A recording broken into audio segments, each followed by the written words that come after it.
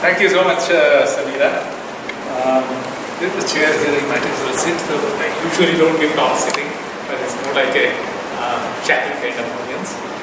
So I love the fact that this intellectual space is created by Junoon, because occasionally I do come, and I think it's very important for a city to have something like this. And I also love the fact that the physical space is created. I don't know how long you guys have been coming to this place, but even 10 years ago this area was not so nice.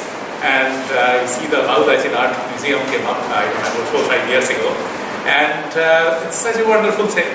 And I think, compared to most other cities that you live in, or you have in India, Bombay has this particular flavor that things do happen in a way that is different. And so one loves that. So yeah, thank you for making me talk, and we'll talk about things that hopefully make you think a little bit. I will start with the brain, go somewhere else, and come back to the brain.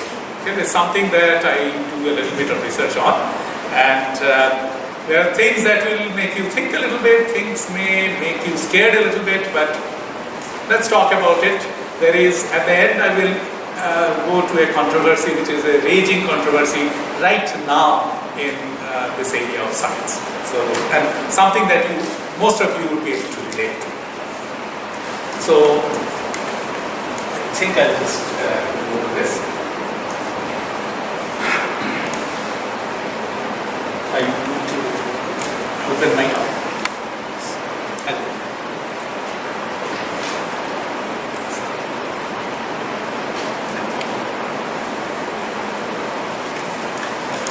Okay, so this, I'll ask you first. What's your most important possession? Can somebody, this is Bombay, right? You can say, I have a flat in Juhu. Okay, obviously that's the most very valuable possession. Or you can say, I do have these stocks, shares. Other people would say, I have a son. Other people that I love very much. Other people would say other things. Okay, even a painting. What's your most valuable possession? What do you think? Yes? To my mind, the most important thing in life is to give back to the society what you get from the society. Fantastic. But if you call something your possession, what's your most important possession? That's an important task, to give back to the society and get from the society. But you should be physically fit and mentally alert all the time. So, I'm thinking more like something that you have, and if you think of any of these things that I mentioned, money, relationships, your children, whatever, ultimately your most valuable possession is what's in your ears. Because any of the stuff that you can think about, whether it's your integrity, your honesty, your wealth or whatever, ultimately you're feeling it. It's actually the one thing that makes you who you are. In fact, if I can go a little further and say, that's who you are. My hands, my legs, my eyes, where is me? And if you think, my knee is here. And your you is there, between your ears. That's important to understand also, because if you look at evolution, through the 4 billion years of evolution that we have, you'd have differentiating factors between species. When the living Earth came along about 3 billion years ago to now, there's a large gap as far as we understand between the abilities of this particular device, if I may put it so, compared to similar devices in other species. This is really what makes us human. The ability to love, the ability to feel compassionate, the ability to think, the ability to reason. It's something, as far as we know, it's not only unique in this world, on Earth, it's unique in the universe. We haven't found another alien planet. Till then, this is the most unique thing. Unfortunately, when you have other things which you value, In Bombay, I'll always come to your wealth. You water it, right? You have stocks that you trade and you try to maximize the returns. Of course, you have a child that you love very much. You would like to give him or her the best education possible. Let her grow. Let the wealth grow. Let anything else that's your most valuable possession flourish. If you think about your most valuable possession in the sense I made it, you need to water it. This is my main grudge against most.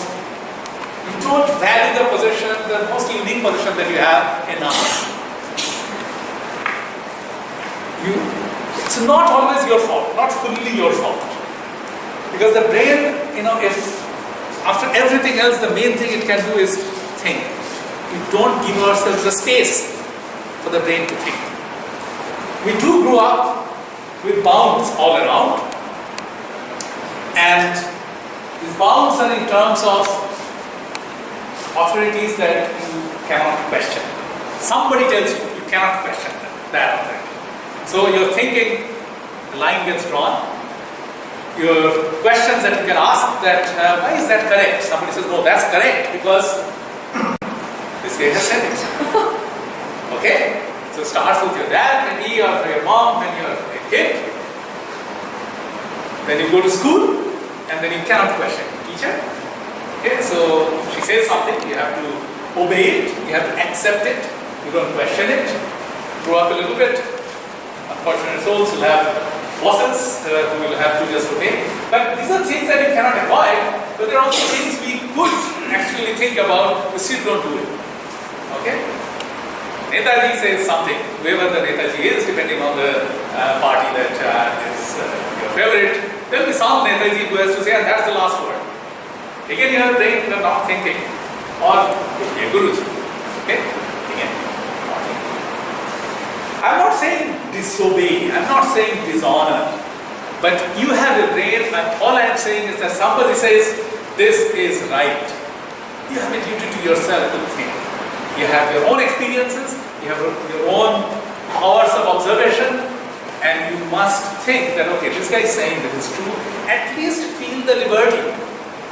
Okay, let me think if this guy is correct. Even if you don't have the external liberty, for example, in the school, tell the teacher, I don't think you are, miss, I don't think you are right. You may or may not have the liberty depending on the kind of school system you grew up in, but at least have the internal liberty that that lets you think. Okay? This is what I keep telling my friends and others that we meet.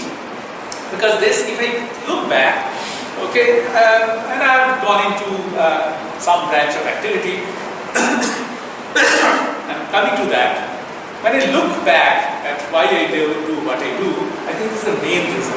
It's a feeling of freedom that comes when you do science. Okay? So, there is one branch of activity, and I'm so glad that there is a system that has evolved in the world in the 20th century and 21st century that actually pays you to do that. Okay? I do get a salary.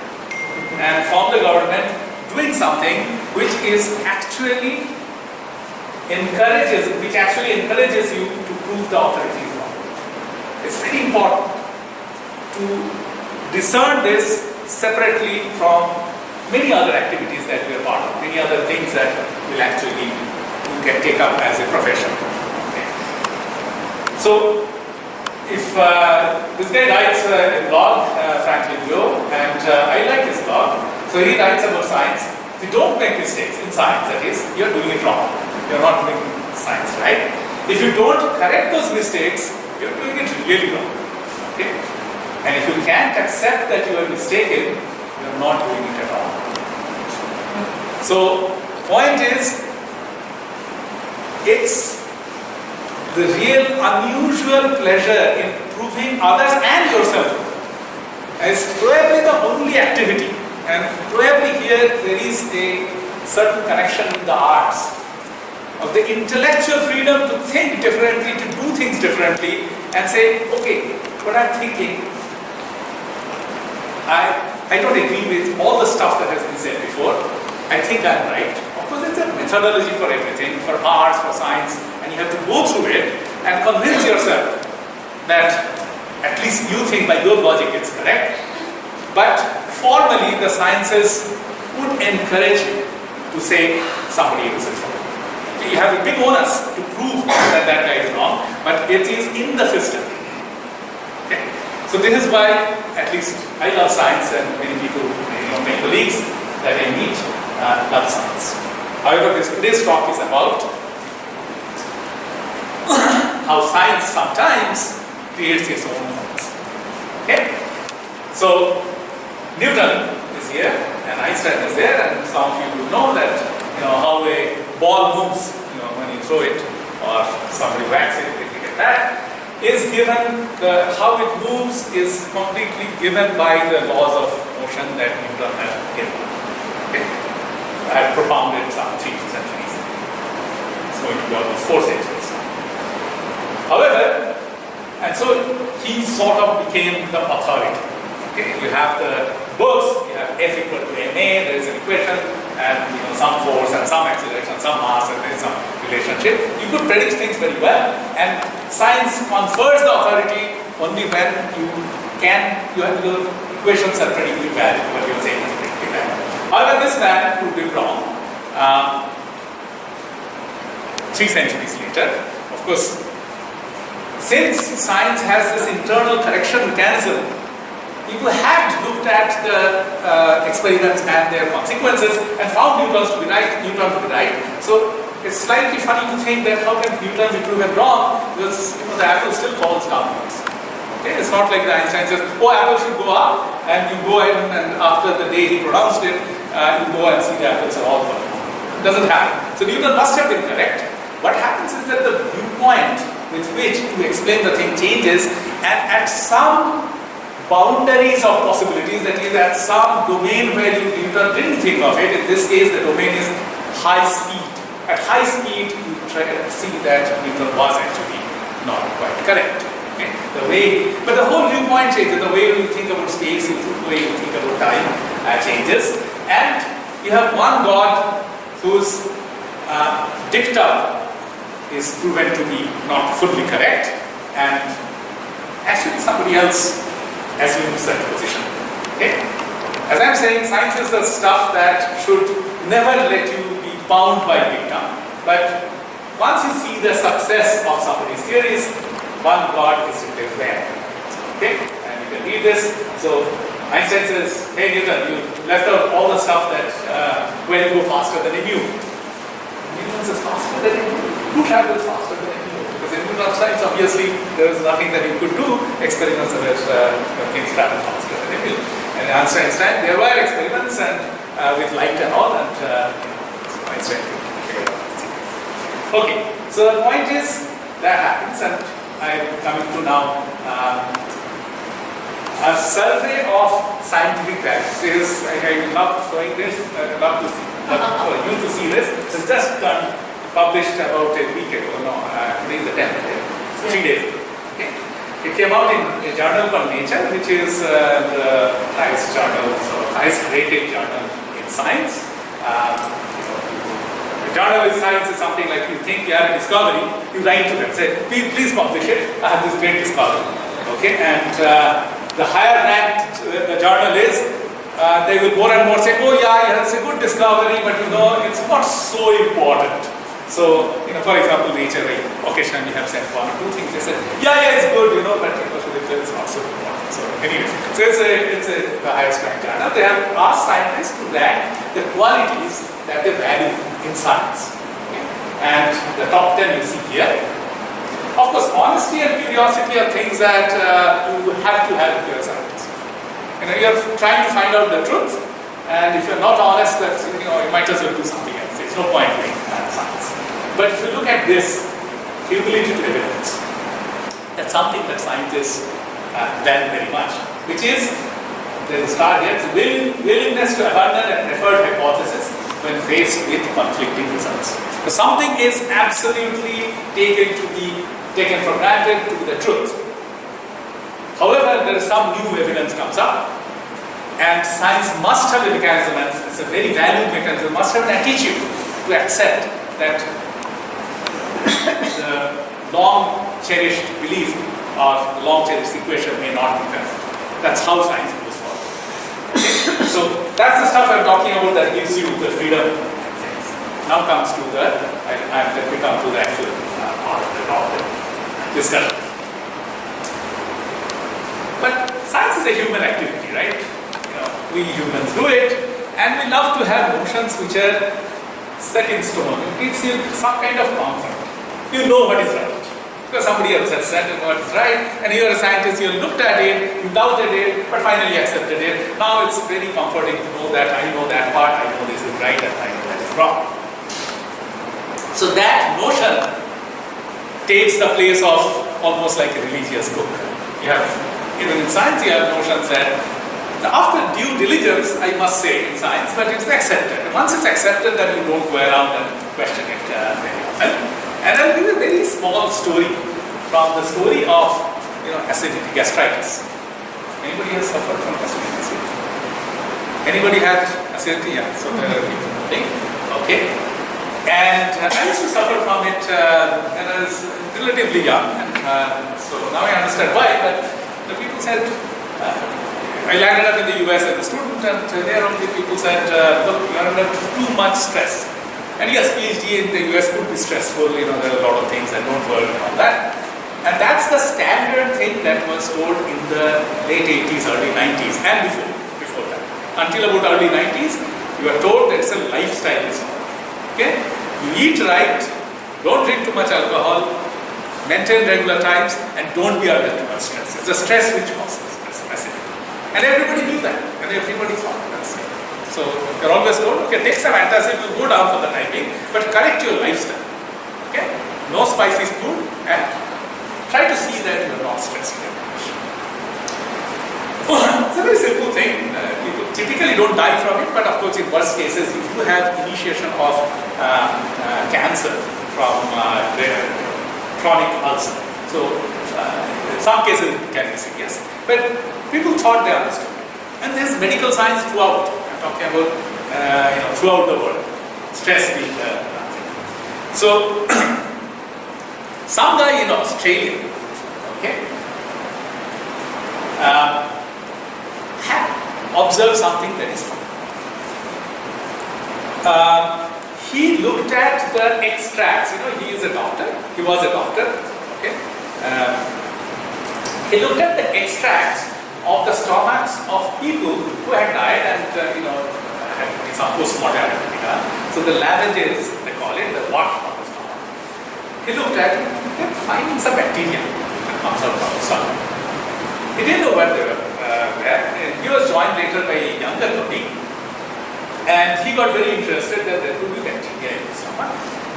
And they started talking to other people saying that, hey, the people who, and they knew the history of the patients, okay, those things they looked at. Even live patients, sometimes they could get the biopsy done. So in the biopsy, they started finding some bacteria. And this was something that was not expected. Your stomach maintains something called a pH. pH is the measure of acidity. It's really acidic. You have hydrochloric acid in your stomach. It's really acidic. Its pH is 2. And nothing survives. Till early 90s, people thought nothing survives. In fact, the stomach produces that acid. It has its own lining, of course. So that the stuff that we eat, a lot of stuff we eat, especially if you go out here and get your pani puri, you are taking a lot of bacteria together with it. It is designed so that the bacteria get killed. So therefore, the idea is that stomach is a dead place, in the sense no bacteria can survive. So the fact that there were bacteria were questioned, and people actually didn't believe these guys. Not only that, they saw a correlation between the finding of the bacteria from the lavages of people who had a history of gastritis versus the ones who didn't have a history, and saw that the bacteria are there more in the people who suffered from gastritis. So they made the connection saying that, look, again, this is free thinking. You see a correlation, you see something happening here, you see something, some history of something, you do a connection and says, where is the bacteria which are causing the acid? And they were laughed at. They really laughed at because A, the bacteria would not be surviving. So it's some mistake these guys are doing, they don't know how to do their experiment. And B, everybody knows acidity is caused by stress. Okay. To be fair, there is a certain linkage, some probabilistic linkage with stress and with spicy food and all that, but that aggregates it, actually doesn't really cause it. So they went ahead and published. Published means you put it in a journal saying that I believe this, and you put it out. And ridiculed for a long time. And what this guy, so the younger guy had to do, he said, look, I have to believe it myself. If it's bacteria, it should be treatable by antibiotics. So he took, so for a long time they couldn't culture the bacteria. Culturing means you take the bacteria out from the stomach samples or the lavages and try to grow it. Bacteria, of course, can grow in proper environment. It was very difficult because, they are, if they were right, this bacteria, unlike any other bacteria that is, they survive only in this very highly acidic medium. So finally they could reproduce it, the bacteria were growing. But how do you know it causes the disease?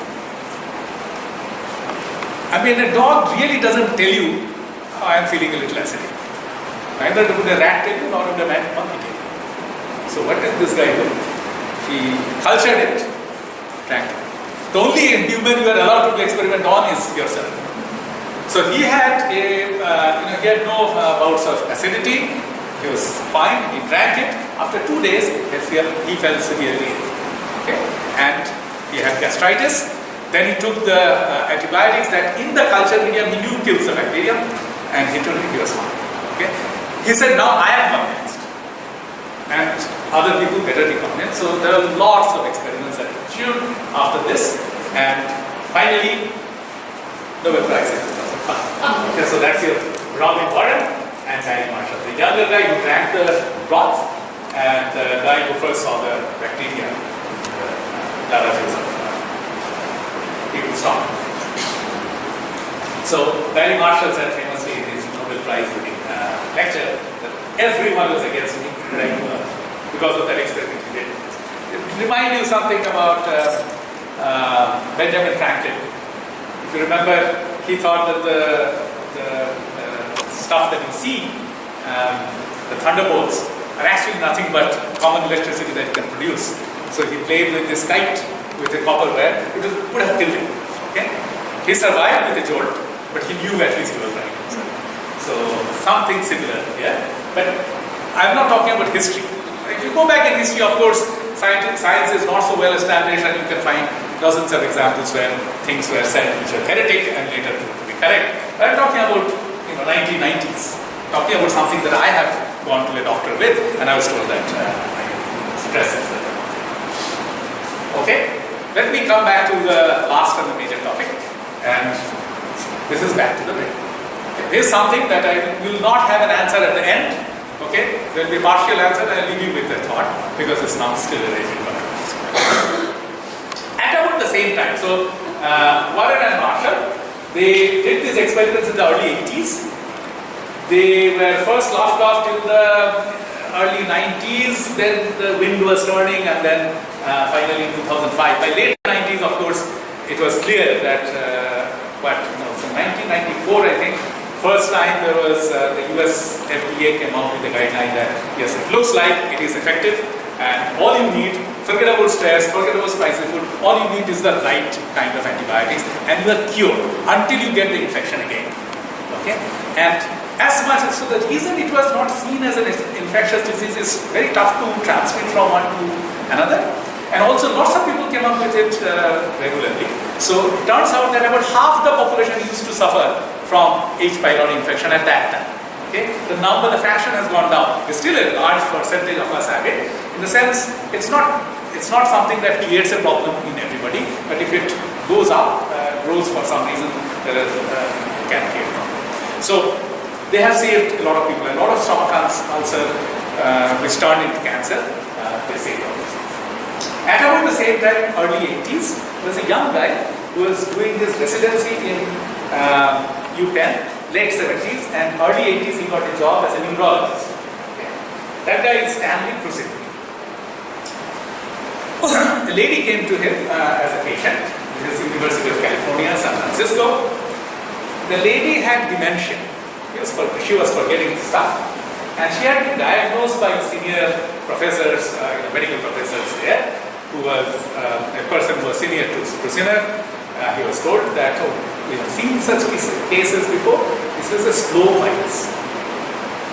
It's a slow virus that slowly can stay in you for 10 years, 20 years, and slowly eats the brain, and finally at the end stages, you see the patient, and the brain turns into sponge. Really, when you take the patient and after he or she dies, usually after diagnosis, it's a year to 2 years, and the person will be dead. And some of them donate their brains for research. They look at it, the brain is spongy. Much of it is not there. It's been eaten as if by this virus, slow virus. Similar disease was also known in cows. It's called the mad cow disease. It's a very nice name. In human, it has a long name, Creutzfeldt-Jakob disease, CJD. It's mad cow disease, and you see they love this cartoon. Hey Marty, you hear about the mad cow disease? Yeah, good thing I'm a helicopter.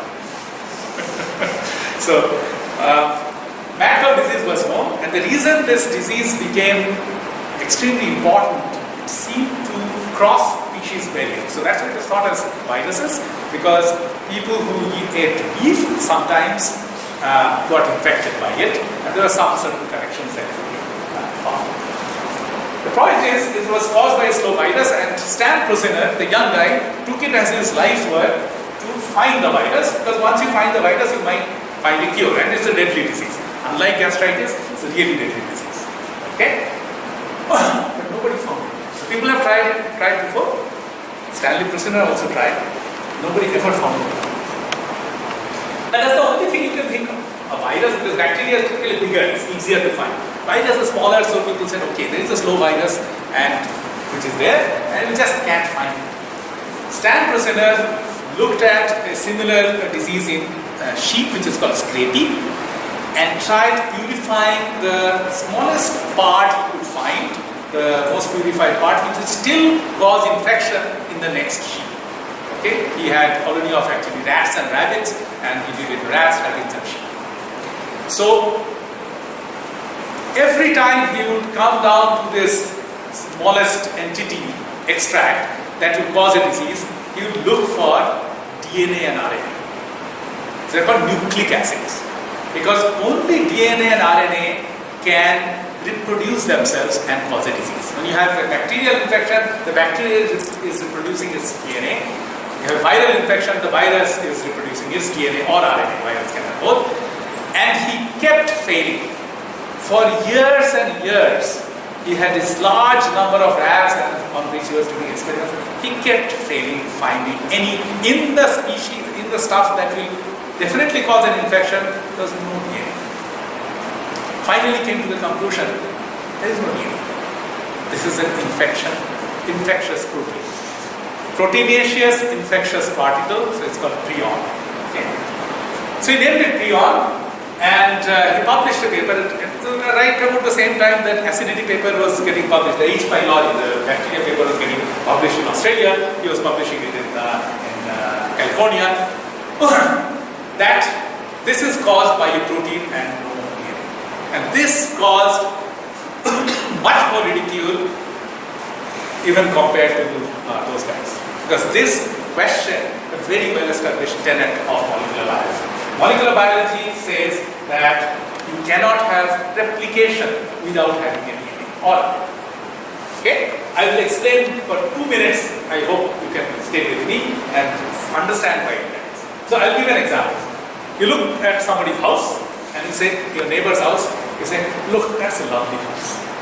I would like a replica of it. Get me this, quote unquote Xerox machine for houses. I'll just make a copy and bring. And you talk to a contractor and somebody who does construction. He says, hey man, you don't need a Xerox machine for the house. All you need is a Xerox machine for the blueprint. House cannot be Xerox like that, but if you give me the blueprint, I'll Xerox the blueprint, and from that blueprint, I can build the house. Identical. Exactly similar thing happens in biology. Okay? So when you make, who are we? We have some DNA and RNA, but much of what we are proteins. What our proteins are made from, the blueprint of the proteins are there in the DNA, and here is a cartoon, the DNA can replicate. one DNA can make its own copy, and that can make its own copy and keep going. So when a bacterium infects you and it replicates its own DNA, every DNA can, with some machinery, can form a new bacterium. Because the protein, how to make the proteins, the DNA has that code form. Okay? So you can't copy a protein from a protein. You need the DNA, and therefore Stan Kushner in 1982 was questioning the very basic tenet of molecular biology, which was actually established by people about 30 years before that.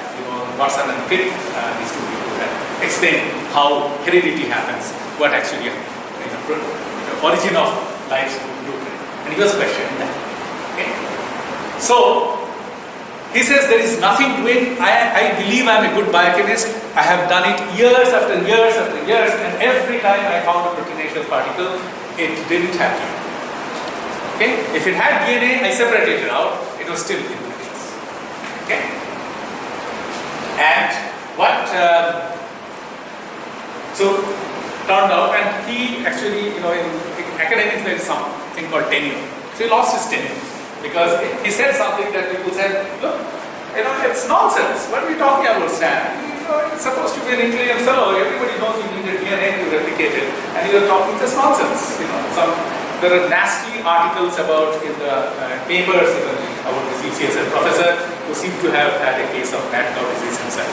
That's what was alluded to. There was a social attacks on him from the Society of Scientists. There was obviously he lost his tenure, which means he had to leave. And finally, he said, look, prove me wrong scientifically. Okay. I don't see it. I believe it's not there. Prove me wrong scientifically. And then other people started replicating these things. It was replicated. Other people also started finding it. So he actually appealed his tenure and he was reinstated. So they didn't even try to prove it. They actually... It was so far against normally what is understood that people actually didn't take it seriously enough, and they were aghast that UCSF is a great medical school, that a prof in that medical school can say something which is just so out of line. He obviously doesn't understand what, he's not mad basically. But then people tried, he's lucky to have a department chair and says, look, we haven't proven him wrong, how can we deny the tenure? Okay? So we have to, and now the people started. Okay? But the reason is that we understood how biology works a little better than what we before, because proteins can't make copies of proteins. True, that still remains true, you need a DNA. But suppose lots of copies of, harmless copies of proteins exist, and this protein can be in a shape which is a harmful shape. Same protein, two different. So it's a Jekyll and Hyde problem. You have Mr. Hyde and Mr. Jekyll, and you have the rogue protein, and if it interacts with these proteins which are all not infectious, they can make them infectious.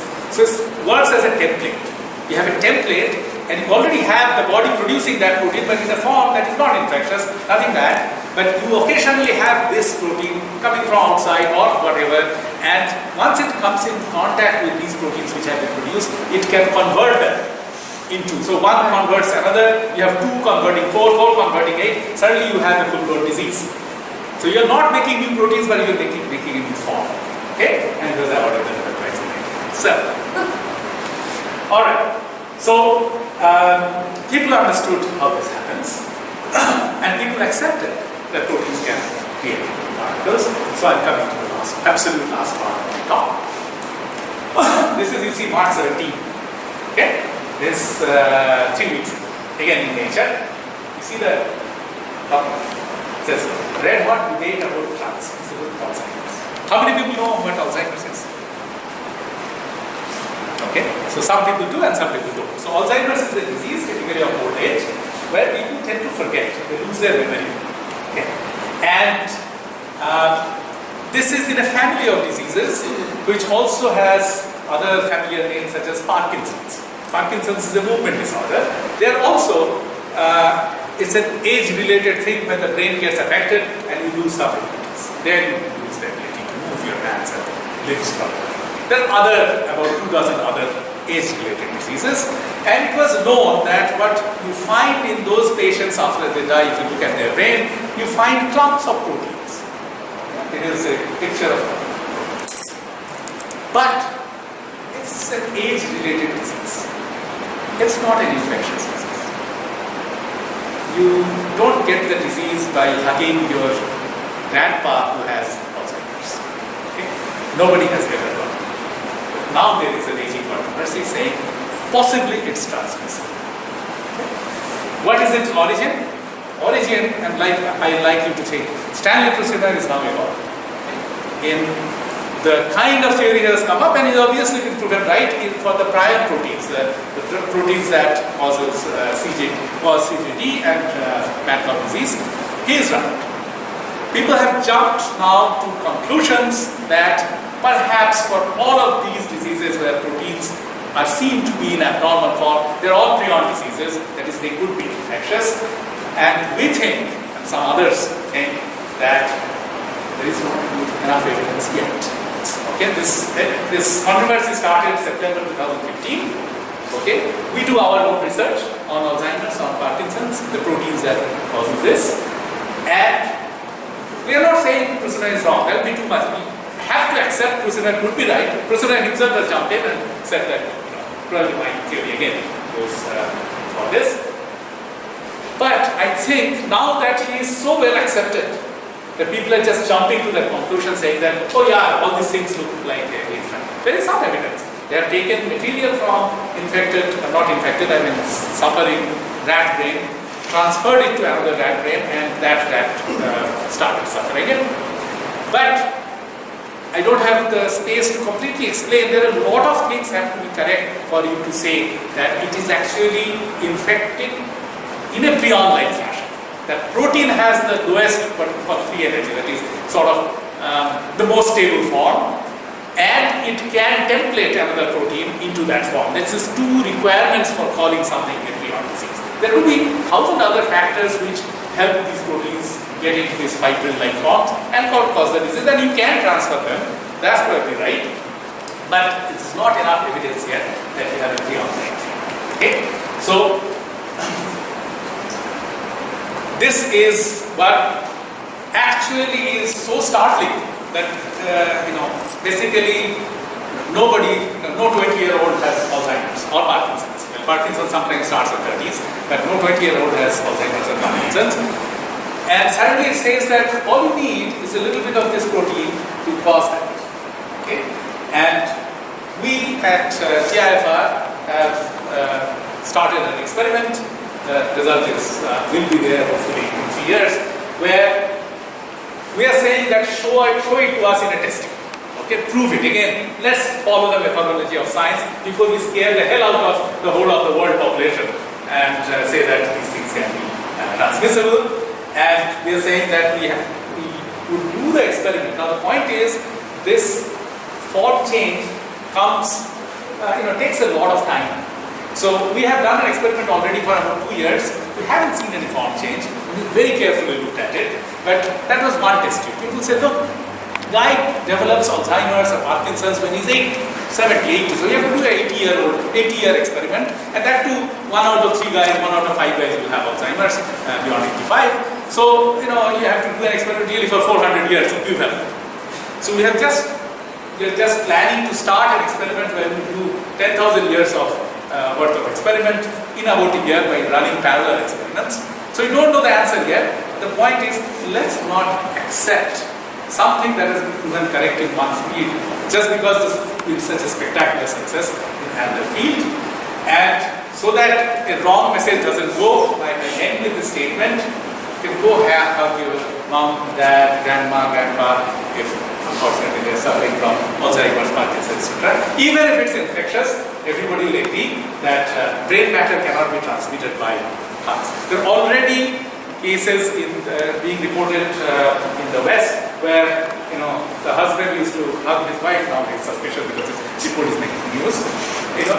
It's much more safe than even AIDS, which cannot be transmitted by a hug, and the brain matter is more transmitted. So don't be scared about that. However, there is a call now for the neurosurgeons to actually be very careful about their implements, because obviously if you do brain surgery in one and then use the same implements, then you better actually be very careful that you transport disease. So, and I personally think that people are jumping to conclusions from whatever I could read and could feel. I don't think these are transmissible in the way that Fusinner's prion protein is transmissible. So I'm going to go with my dad, who unfortunately has been personally involved. So, thank you.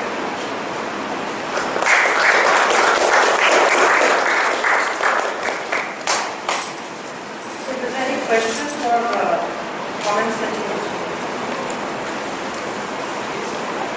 Is Parkinson's hereditary?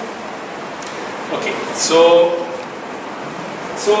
My the mother had disease- it for 20 years. Oh, sorry. My mother had it for Okay. 20 years. So you don't have to be scared at all. There are only very few rare cases where Parkinson's is hereditary. Most cases, Parkinson's happens in people who don't have any mutations. Something is hereditary when you have a mutation. There are no mutations for Parkinson's, but they cause very small fraction of Parkinson's. So your mother, if I don't know anything better, most likely just has the same gene of all of us, and you are as likely or as unlikely as any of us to get Parkinson's. Don't have to fear. But here you said regarding the replication of DNA. So in case if her mother had, then probably that she has those DNAs, the mother, right? So when they get replicated, it is quite possible that may be infected by prions. Okay. So all I'm trying to say is that you have exactly the same DNA for that part of the protein. So it's called a mutant. So we typically, all of us in this room, for most of our proteins, have exactly identical DNA.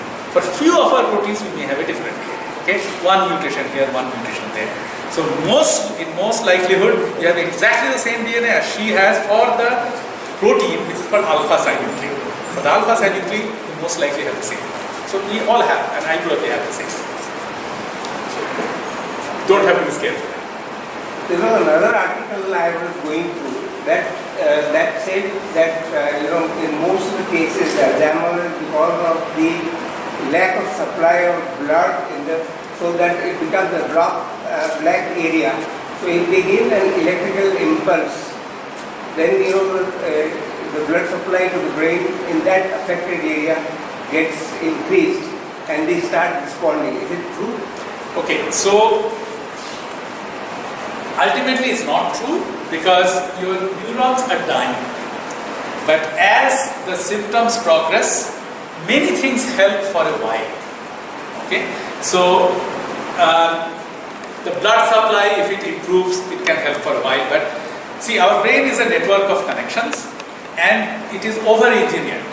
You lose one connection, there is almost always another connection that takes its place. Okay? And to keep, suppose you have lost this connection, but this connection is there, to keep it alive, extra blood flow might help. But if you haven't taken care of the cause, then this also will die. So it can slow it down a little bit, improve the things a little bit, but doesn't really. Until you handle the cause. Many of us all over the world are trying to find exactly the form. Say it is maybe prion-like, maybe not, whatever the form is, which is toxic, then you have to then think about getting it done very fast. Professor, you mentioned the experiment in which the disease tract brain matter was transferred. Could it be if the prion is not the base cell which is causing the infection in the uninfected rat, that there are other materials which influence the activation or some factors that are not understood yet? Done. So that's precisely the point. What got transferred is a large number of molecules and other formations such as membranes and all, and together it creates a condition where things can go wrong. It may even simply induce overproduction of something else or whatever. You can change the biochemistry of the brain in a way that finally your proteins start aggregating and form these fibrils. It doesn't mean that is infectious in a way that you have just the protein and very little bit of the rogue protein is put in, and these proteins change their form and become bone. So it's not, at worst, you will have, all we can say is that in this whole combination, it can induce an effect which can give rise to the aggregation. The protein itself may or may not be the case, and so there is still concern. I'm not saying there is no concern. There is concern that something or a whole property of something is getting transferred and we don't understand why it is happening. Right? So I'll also take the concern off a little bit more. So the people who have, so there has been a study, the September study was about people who got brain matter injected into them. Why? They were children at the time, in the 70s and 60s and 70s in England. They used to give human growth hormone to kids whose growth was stunted, and this human growth hormone was obtained from the pituitary glands of cadavers, human cadavers. And they found now, after 40 years, that more of those brains, so kids, tens of thousands of kids got it, and some of them had donated their brains. They looked at their brain and found that more than the statistical average number of brains have these clumps, these little fibril-like things in them, and they looked at the patients, and the patients were all old, and many of them had Alzheimer's and other diseases. But none of these kids who grew up and finally had the clumps actually had the disease itself. Nobody was diagnosed with, not more than the statistical number was diagnosed with Alzheimer's. So one doesn't know what is it inducing, whether that's the whole story or not. We need to understand it a whole lot better. But such direct transfer of brain matter is very unlikely to happen in the future. Now, if nothing else, many of them actually had CJD, and some of them had actually died of CJD. That's why they looked into the brain and found that in addition to the CJD, they have these amyloid beta, the protein things. But since CJD is a well-known factor now, which Kusina thankfully alerted us to, no brain matter now gets transferred in procedure.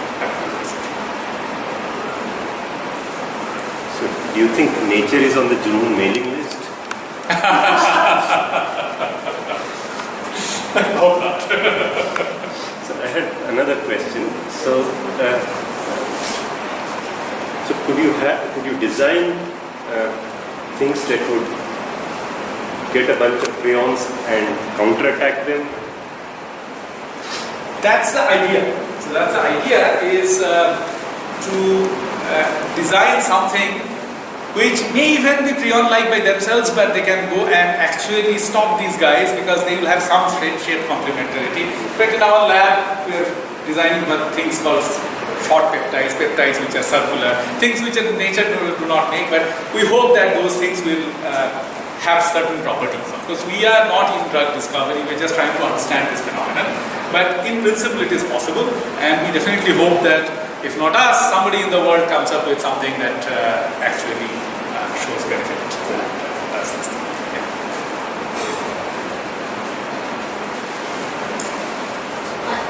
So I have a question. My background is science. Okay. My background is in maths and science. And I think what always surprised me when I went, especially the way you define science as you're being open to the possibilities, this is what you know now. And you're open to the possibilities of other results, which can either enlarge the domain or prove this wrong, or enlarge the understanding of whatever. I was just wondering if what the socio-historical logic is, because it's when we talk about all this before, it's one of the things I felt very strongly as an undergrad, that when you are somebody in science, it's almost that within your field, a lot of students of science within their field are very open to the discovery, but they're not necessarily open to something that cannot be what they think that cannot be scientifically explained. What I mean by this is, if you look at, say, other systems of medicine or other practices of food or whatever other practices that have not been scientifically proven yet. Not being scientifically proven is not equivalent to something being disproven. Correct? So suppose you use a certain kind of remedy that your great grandmother used to use. And you don't know why it works, but it works. But you have a lot of people who study, at least in my experience amongst my peers, a lot of people who study very deeply in science. Okay, let me give you a specific example to make it more clear. I come from Calcutta. Right, so Calcutta, you grew up with, when you grew up, the monsoons were amazing. So the way I as a kid always knew it was going to rain is I would feel something change in the air. And I would see the leaves of the trees, they start swelling. Something strange happens, I don't know why, but I would always know, oh, that there's rain around the corner. And invariably one would be right. So something is happening in the Windifax, etc. I don't know. So I remember being in Boston with my friends from university, and this started happening. And I told them, I said, oh my God, it's raining somewhere and it's going to rain here soon. And they said, how do you know? I said, because this is what always happens.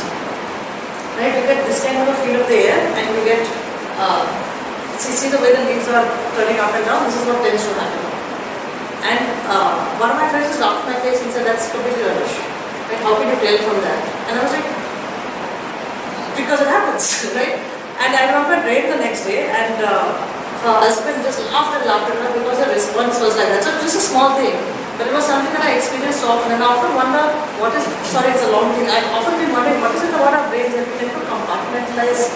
Like it's almost like there's an approach that science celebrates and yet we don't practice it, which is why I don't know if it's a science question or not. Let me respond to that saying that what you're talking about is a correlation. You observe something and you have another event that happens and you think they're correlated because you have seen it happen. Okay. I think that's a seed of a scientific discovery. But first the correlation has to be proven. How do you prove correlations? I keep record of these things, swirling leaves or something and the rain, and do it in many different places in the world, and do a statistics that every time this happens, how often does this get followed by rain? If that is a very significant correlation, then it is likely they are causally linked. But what happens for many of us, people who do some kind of non-traditional therapies of this thing, is that we start getting biased. Again, this thing comes because I have seen my mom doing it and it cured her. It could happen. But I would like to see data for 1,000 moms and see how often they got cured by the same treatment. Is it the same treatment? And then try to say, okay, there is a correlation, and then Okay. So I agree you have a seed, but many of us fool ourselves by saying, my cha-cha got it. I'm actually saying it the opposite way. I'm not saying that I'm doing anything scientifically. But you're observing correlation. So that's just an example. But I'm just saying that there's also a response often from people trained in science that because you don't have a scientific explanation of it, it is not true. No, that's obvious. Some of these stories, obviously, look at Kusina's story. Completely went against the molecular biology of that day. And he was not doing it. Because he was very strong in his conviction that he has done the right experiment.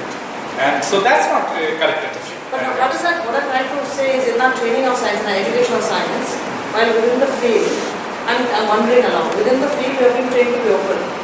But I guess I always wonder why that doesn't become more than a field attitude. You get what I'm saying?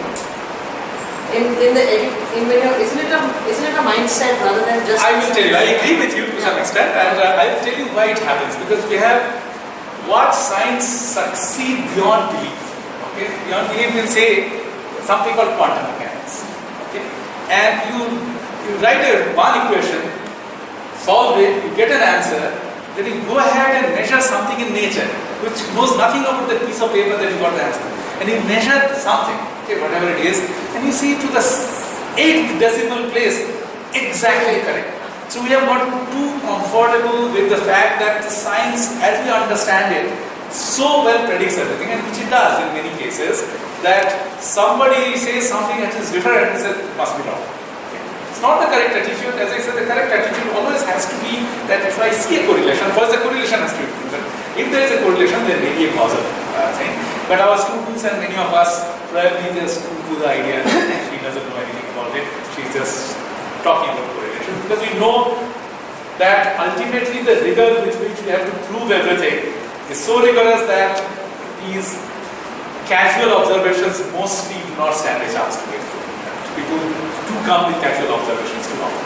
But a good observer, even if he is not a scientist, or he or she is not a scientist, but does make proper observation, I think it's possible there. That's why amateur astronomers do. I don't know what Jay Kumar thinks about fellow scientists. Thank all of you. Do think, okay? Whenever somebody says something, take it with a pinch of salt. If nothing else is fun, don't take any dictum just like that. I think we do a great disservice to our capacity to think by just accepting whatever people say. You go to the internet these days, go to Facebook and all that, there's so many bogus things people just put in, some doctor picture here and some doctor picture there. So let people think a little bit, please. Thank you so much. Thank you. Thank you.